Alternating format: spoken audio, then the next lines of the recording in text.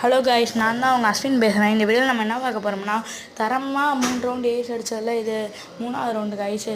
இந்த ரவுண்டில் நம்ம இப்போ அங்கே ஓப்பனில் ஒருத்தன் வருவான், அவனுக்கு நல்ல ஒரு ஹெட்ஷாட்டை போட்டு முடிச்சு விட்டாச்சு. அடுத்து நம்ம இங்கிட்டு போயிட்டுருப்போம் கைஸ். மறக்காமல் சப்ஸ்கிரைப் பண்ணிடுங்க, லைக் பண்ணிடுங்க.